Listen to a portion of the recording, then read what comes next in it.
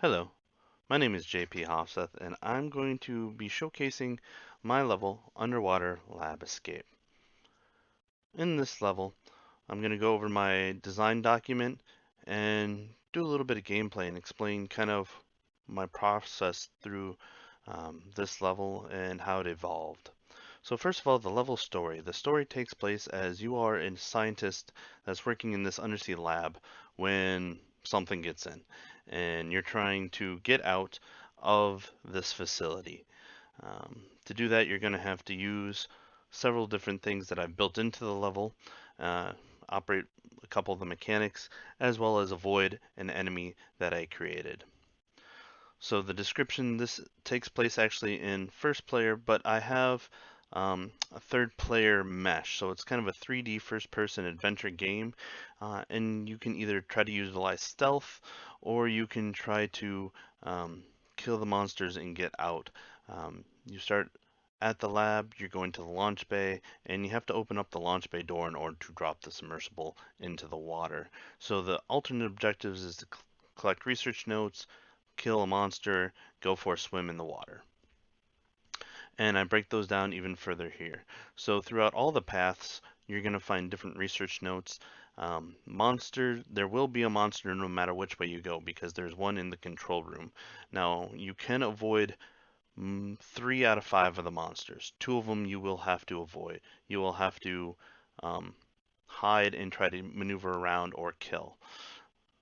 And then the swimming is actually optional because swimming is mostly the third path, and the player doesn't actually have to go that path. And then here's the mood boards I had for this. I took inspiration from the 3D art that you saw at the beginning, um, from drawings of the facility for the movie The Abyss, as well as some other 3D conceptual art that I had found. And that's how I came up with the facility. Now, as for the monster, this was what I had in mind, kind of uh, a deep sea monster that was very pale, very dark, kind of a horror type scene coming to that. And then this is what inspired my different meshes throughout the game. Uh, Different facilities as well as different panels and bursts that you see perhaps on a Navy ship or on a vacation cruise ship. So my bubble diagram just shows the basic layout of what I went off of to create the top-down map, which shows where the different enemies are, the different usable doors, and I tried to lay out everything as best as I could on this, so when I came to the design, it was easy to just pull out and make everything I needed. And I even laid out the 3 paths that I wanted the player to be able to take in order to do that. Now, if you notice, the player can actually go through any of the paths or all the paths. Going down one path does not block them from going down the other ones. But ultimately that led to this, the block mesh. And here is a good view of my block mesh from above without this facility's roof on it.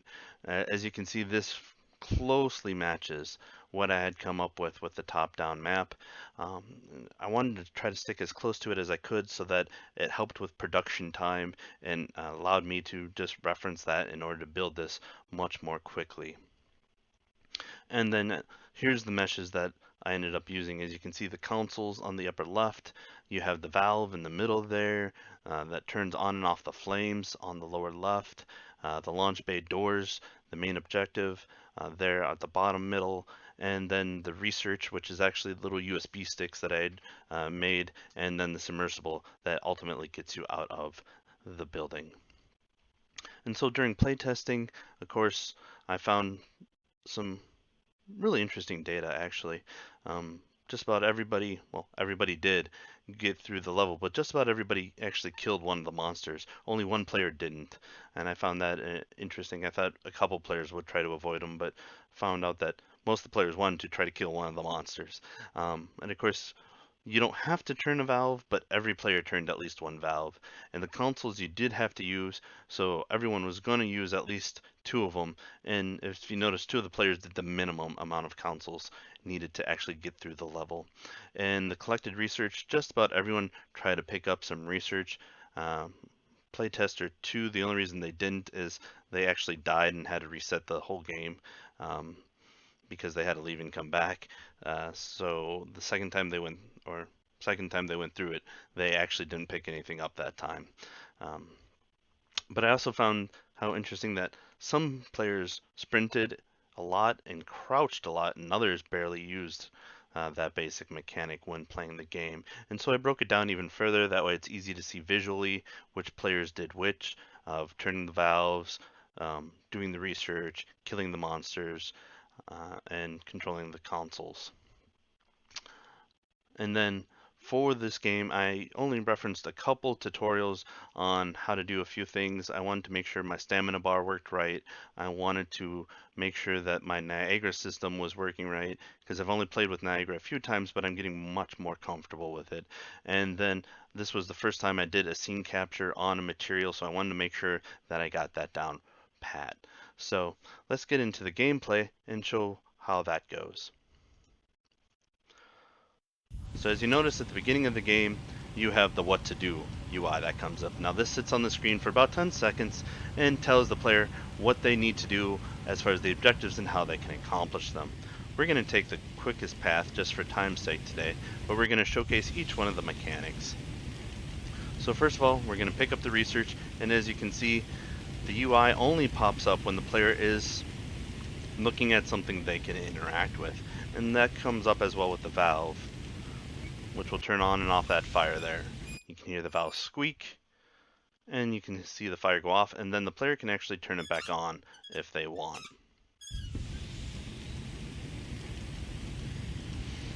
And then over here will be a console. Now this console doesn't do anything, but I wanted to give feedback to the player if the console didn't do anything.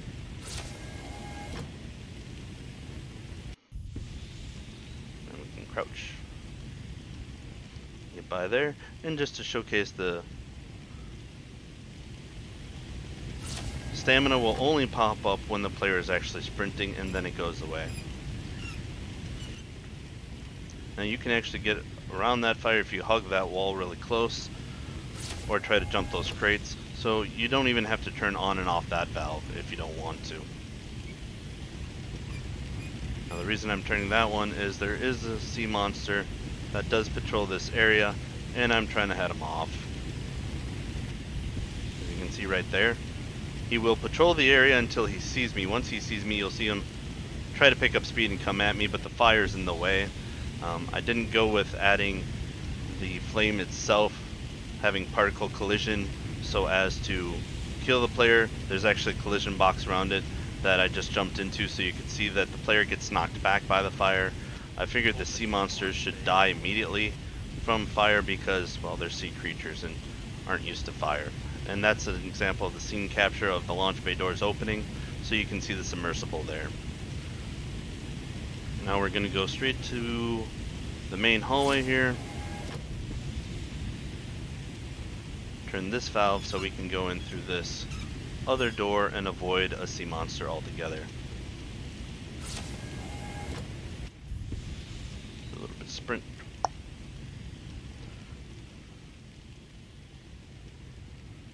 So you notice when the player crouches, he does slow down.